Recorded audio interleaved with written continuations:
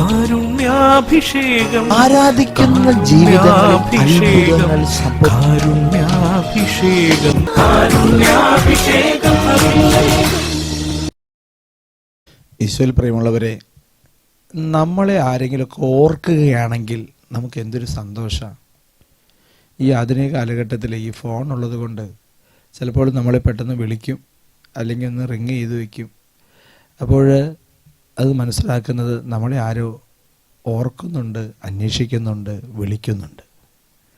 നമ്മളെ ആരോ ഓർക്കുന്നുണ്ട്, അന്വേഷിക്കുന്നുണ്ട്, വിളിക്കുന്നുണ്ട്. ചിലപ്പോൾ ഒരു മെസ്സേജ് ആയിരിക്കാം, ഒരു ഇമോജി ആയിരിക്കാം.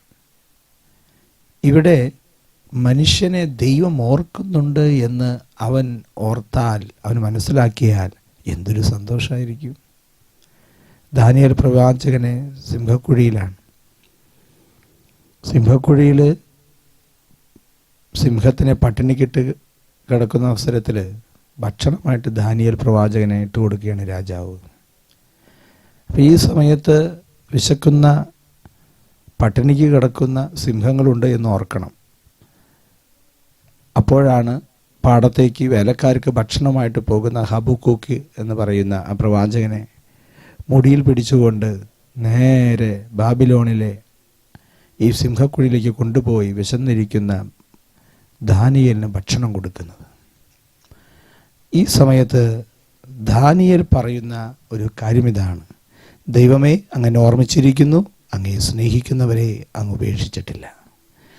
അപ്പോൾ ഇവിടെ വലിയൊരു കാര്യം പറയുന്നത്, ദൈവമേ, എൻ്റെ ഈ കഷ്ടതയിലും കഷ്ടപ്പാടിലും നീ എന്നെ ഓർമ്മിച്ചല്ലോ, അങ്ങയെ സ്നേഹിക്കുന്നവരെ അങ്ങ് ഒരിക്കലും ഉപേക്ഷിച്ചിട്ടില്ല. ഇതൊരു വലിയൊരു വചനമാണ് പ്രിയമുള്ളവരെ. ദൈവത്തെ നമ്മൾ സ്നേഹിക്കാൻ തുടങ്ങിയാൽ ദൈവം ഒരിക്കലും നമ്മെ ഉപേക്ഷിക്കില്ല.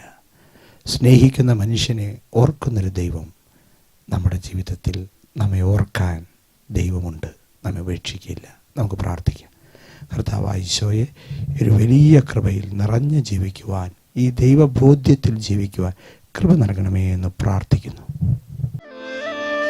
അർപ്പണം, പൂജാർപ്പണം, സ്നേഹത്തിൻ യാഗാർപ്പണം.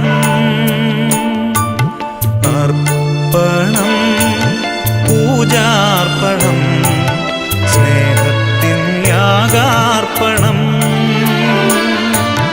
തിരുസന്നിധിയിൽ തിരുനാഥനൊത്ത് തിരുമുൽ കാഴ്ചയും.